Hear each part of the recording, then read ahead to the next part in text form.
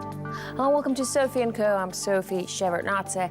The digital currency Bitcoin, once a toy for computer nerds, is now soaring in price, triggering a new gold rush. Is it just another bubble or the glimpse of the radically new financial future?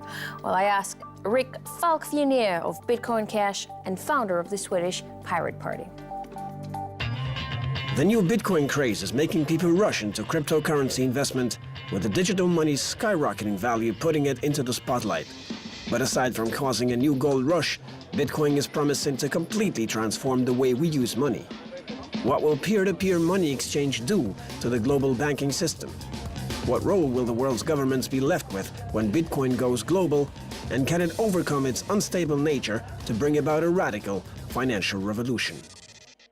Rick Falkvinge, welcome to the show. It's really great to have you on our program. Now, you predicted Bitcoin's thousand-fold increase back in 2011, and indeed, from $1 in February 2011, hit a record high of almost $7,880 last week, then had a plunge and is back up again now. Why does it keep growing, and is there any price limit for Bitcoin? Yes, there is a price limit for Bitcoin and cryptocurrency. It cannot displace more money than exists in the world. So there is an upper ceiling. But that upper ceiling, if you're just regarding Bitcoin as a commodity on the market, which I think it is, like any currency, can easily go to 1 million or more per Bitcoin. Now, it's important to remember that Bitcoin might not be the final cryptocurrency. Cryptocurrency will displace the central bank money. But with social networks, we had 6 Degrees, which was replaced by Friendster, which was replaced by MySpace, which was replaced by Facebook. So some cryptocurrency is going to be worth a lot of money. Which one? Well, that's a gamble. So we're having this Bitcoin split, right? Without going into too much detail, we have 2 different versions of Bitcoin as of now. You're the man behind the Bitcoin Cash. This is a new version of Bitcoin that was created according to your organization in response to years of mismanagement of the Bitcoin legacy network. Is Bitcoin's decentralized nature its Achilles heel? Is it going to keep splintering because there will always be someone in the community who will be unhappy about the way it functions? A key aspect of Bitcoin is that it's permissionless. You don't need to ask anybody's permission to do anything. And this is key in the entire community, which is why I decided to publish a letter where I was chief executive officer without asking anybody's permission, as a way to illustrate that we're not asking permission. That's just part of our community. The person who's behind Bitcoin Cash would primarily be a French guy named Amaury Séché, who started working on this, without asking anybody's permission. Now, you don't have to buy Bitcoins. You can mine them by using a high-powered processor like the one in a video card. And the gold rush is on. Here in Moscow, we already had a video card shortage. You literally couldn't find any in stores. Everybody was buying them up to furnish Bitcoin mining farms. But can Bitcoin really make everybody rich?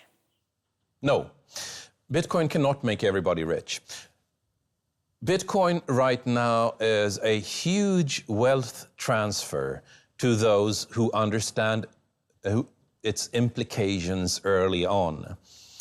The last wealth transfer of this magnitude was around 1850, and it was about those who found oil. There's a huge wealth transfer going on right now where those who used to be poor, nerdy, geeky, sitting in their mom's basement, if you like, are suddenly the new millionaires. And that, perhaps more than anything, is going to have a profound effect on what the future of our society looks like. Because for the last 200 or so years, it was the people who found oil that decided where money went, what research was made. And when the geeks and nerds are sitting on that money and deciding what research gets made, it's not going to be a better diesel engine. It's going to be a better solar panel. It's going to be teleportation. It's going to be space travel. I think that's going to be one of the more profound changes happening here. a wealth transfer to an entirely new type of people. So can everyone jump on this bandwagon, or is it too late? Well, it comes and goes. I mean, if I can't give financial advice, but if cryptocurrency fulfills its promise, and there is no indication it wouldn't, then the equivalent of one Bitcoin needs to be in the $2 to $5 million range. But at that point, it doesn't make sense to measure it in US dollars anymore, because the US dollar won't have any measurable value. So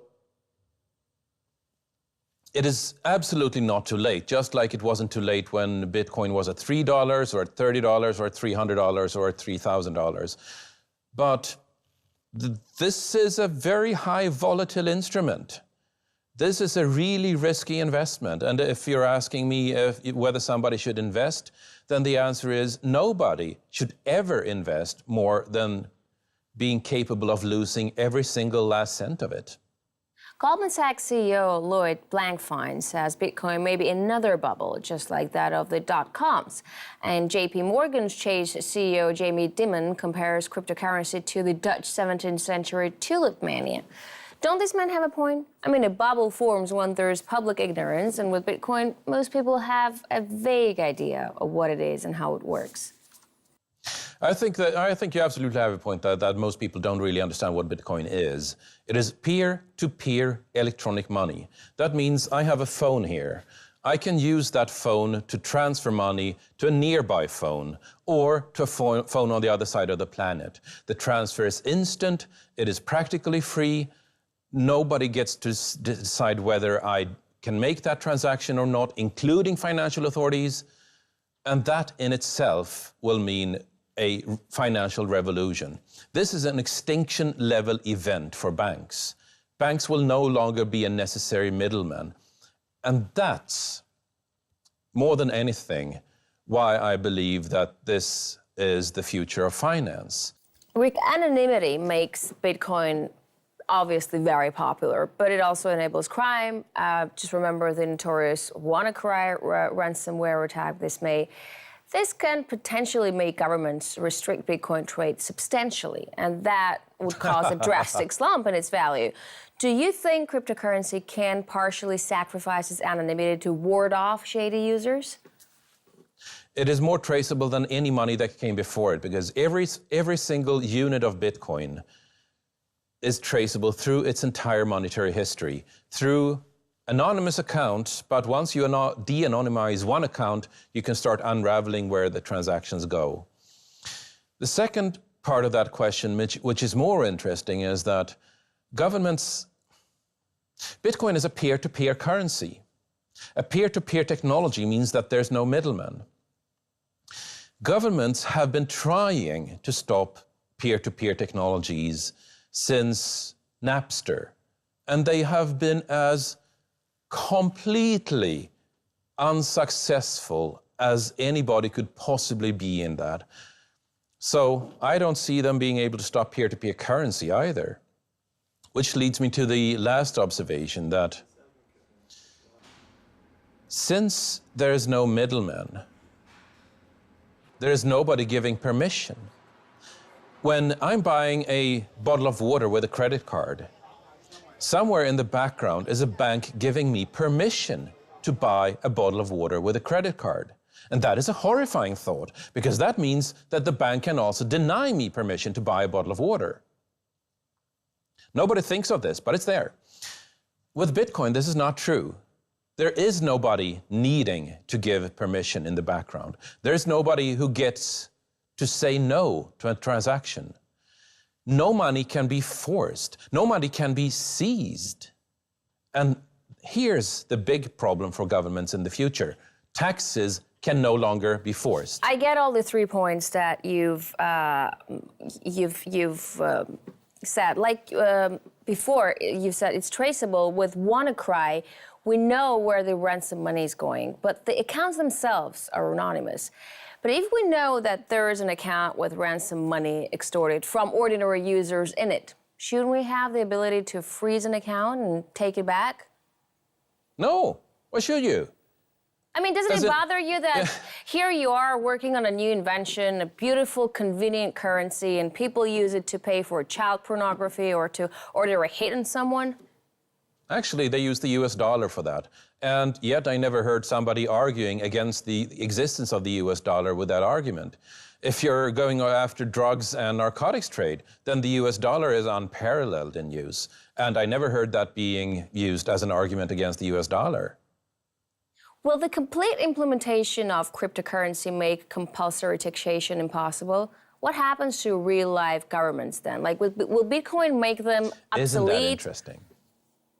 Oh, is that what you're hoping for? Isn't that interesting? I can't predict that. The changes we're about to see are so profound when you can no longer just go in and take somebody's money, but the worst you can do as a government is to make them sorry for not giving them your money.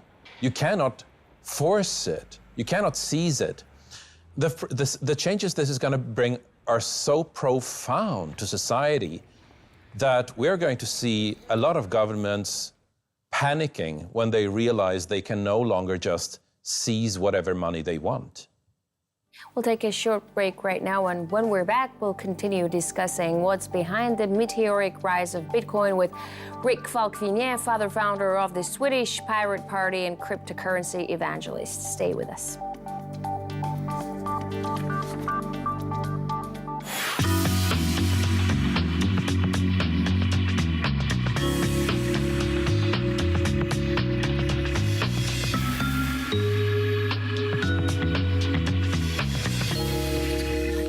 And we're back with Rick Falkvinge, founder of the Swedish Pirate Party and cryptocurrency evangelist, discussing the future of Bitcoin. Welcome back, Rick. Now, do you think the government can come up with its own version of a blockchain currency, make it traceable, registered, and ensure nobody ever evades taxes or fines or hides their profit? I know banks are trying to. Citigroup, for instance, is definitely doing it right now. There are governments trying, there are banks trying. There was this sort of mantra or cliche last year and the year before last that it's not about Bitcoin, it's about the underlying innovation of Bitcoin called the blockchain, which is a solution to a really hard problem.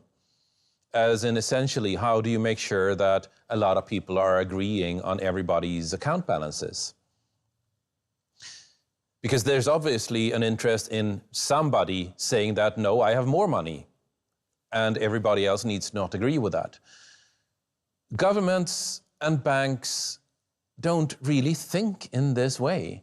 Banks think that they can start a blockchain technology and then issue more money down the road. Governments think that they can start a blockchain currency and issue more money down the road. But the whole point of a blockchain technology is that you are trusting in the mathematics and not in the issuer.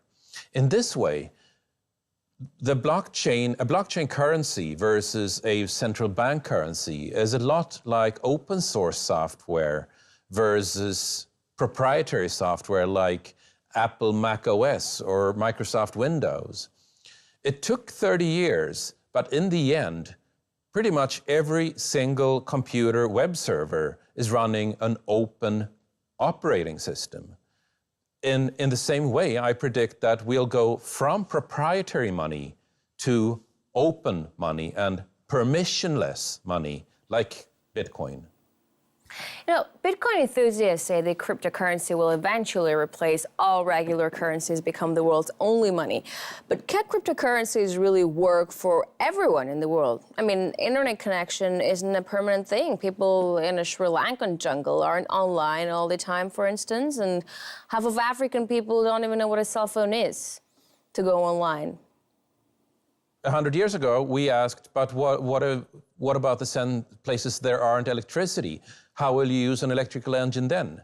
And today, there is electricity in most places. And where there isn't electricity, there are batteries. There are some specialized cases when you go camping, when you go hiking, when you go survival training, that you don't have electricity or internet the way you take for granted. But overall, I don't see it as a long-term concern. that you won't have access to the internet, because just as we speak, there's a network of satellites being planned to put the internet on every spot on the globe. A top Deutsche Bank strategist says the current monetary system is too unstable and prone to high inflation, so that it's doomed to fail.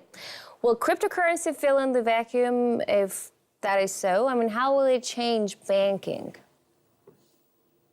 I think you're spot on there. The European Central Bank is used to print 80 billion euros per month, just propping up a gigantic bubble happening right now. It doesn't do that anymore. It just prints 60 billion euros per month.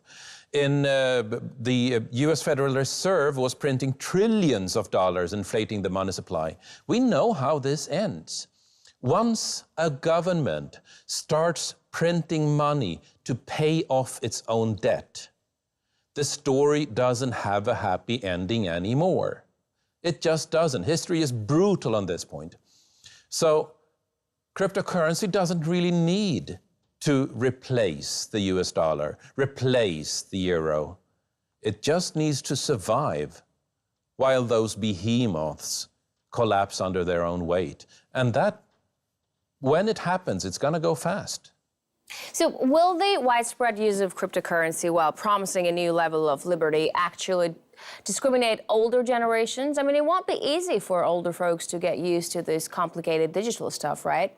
Will it disadvantage them in the end? It isn't. It is complicated. It is too complicated. It is not usable enough. It is not usable enough at all. And I agree that this has always been something of a problem, that in the 1920s, when households were electrified, there was a training curve where older folks were being shut out from all these new electrical appliances because they had to relearn so much. When computers arrived, it was the same thing. When smartphones arrived, it was the same thing. There's always a problem where a younger generation needs to take responsibility for, if you like, introducing the elders to the ongoing changes of society. Fortunately, there's usually somebody in every family who does that. But the concern is absolutely valid. The first time Bitcoin was used to pay for a real service, it cost a user 10,000 Bitcoins to get 2 pizzas. Now, Yes. that is worth Yes. $70 Very million, expensive pizzas. right? I mean, $35 million per pizza. I wonder if that man really wishes he'd cooked at home. Cash is backed by theoretically gold or the government's ability to pay debt. Where do all these insane values come from in Bitcoin? What's backing a Bitcoin? Like any commodity, it has value because of 2 simple characteristics. It is useful and it is scarce, meaning that there's not an infinite supply of it. It is useful because I can use it to transfer value to Malaysia on a Sunday without anybody interfering with that transmission. And it's finite because there's only ever going to be about 21 million Bitcoin. Those 2 things make it valuable. Not that it's backed by a government, because it isn't. You know, there have been In many... that way, it's kind of like gold. There have been many cases of Bitcoin theft. With this latest BTCE's case, we have a suspect accused of stealing tens of millions of dollars worth of Bitcoins. Is it not really safe to keep your investments in it? I mean, considering that the hype about its rising value surely attracts hackers like flies to honey. Bitcoin has that problem. I mean, it's really hard to store your Bitcoin securely. It is a really hard problem that has not been solved. Some of the best solutions involved specialized hardware that you keep on your wrist. Some other solutions involve opening up a laptop and taking out the Wi-Fi circuits, making sure it cannot ever connect to the internet and so be infiltrated from the outside. This is hard today, but it is going to become usable. These are really hard problems, and everybody in this community knows that whomever solves it first is going to become really rich, as in insanely rich. And so There's a lot of money being thrown at this That's problem. a good incentive to stick to the Bitcoin business. Isn't it? But you know what? It's not just the hackers that have a problem. There was a famous case of a wire editor forgetting the PIN code from his Bitcoin wallet and using hackers and even a hypnotist to retrieve it. I know it sounds funny, but isn't it a little harsh on people? I mean, how can it so easy to lose access to something you own? That can't happen to my wallet or bank account. Well, it absolutely can happen to your bank account. Ask the people on Cyprus when their bank savings were confiscated to bail out the government's bank. Ask any people in, say, Argentina, or for that matter, any person in South America, how safe their bank holdings are. They're not. They're just not. Maybe it wasn't a good example, but the whole bank business is still really tied to whatever crisis is going in the country. But you're saying the advantage of Bitcoin is that it is not tied to anything that's going around it in the world, right? So how come it's so easy to lose access to it? Something that you own just by forgetting a PIN code, It is data. It is data. You can think of it as a file, if you like. If that file gets into somebody else's hands, then you lose your money. If the hard drive with that file on it gets destroyed or corrupted or just dies, then you lose your money, which is why this problem is so hard, which is also why a lot of people are working on it. But Bitcoin and cryptocurrencies are just in their infancy. This problem is going to get solved, just like every single technical problem before it that had so much promise but hadn't yet hit usability. We were there with streaming video for 10 years before YouTube hit in 2006. We were there with blogging for 10 years before WordPress and Typepad hit. We were there for about 10 years with file sharing before Napster hit in 1999. These things take about 10 years before somebody hits the right usability key. And remember, this is a technology that was devised in 2009.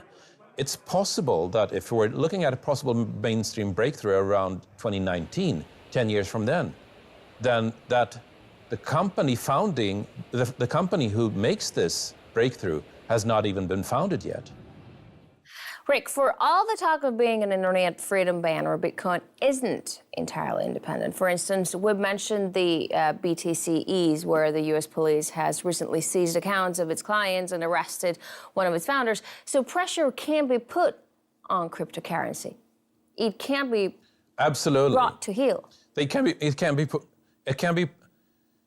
You cannot point a gun at a computer to make it give up its secrets. But you can point a gun at the computer's owner and make them very sorry for not giving up that file inside the computer. But this difference that might seem very small has profound effects, because it means that governments can no longer just walk in and seize money to pay people's taxes. People have to actually agree with paying taxes. And that in itself is going to be profound when governments realize this. All right, Rick, thank you very much for this interesting insight for this interview. We're talking to Rick Falkvinge, CEO of Bitcoin Cash, founder of the Swedish Pirate Party, and cryptocurrency evangelist, discussing Bitcoin and the future of finance. That's it for this edition of Sophie & Co. I'll see you next time.